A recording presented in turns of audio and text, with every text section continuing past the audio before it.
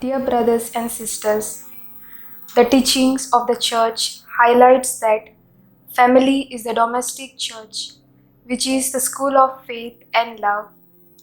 It is in our families that we learn to live in hope, unity, and faith.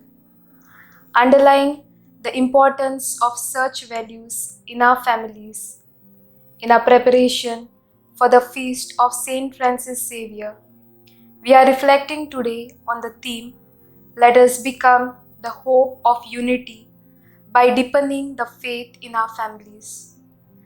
Today's gospel calls families to remain rooted in the enduring word of God so that through faith they may become a living sign of unity and hope, just as Daniel's vision pointed to God's unending kingdom.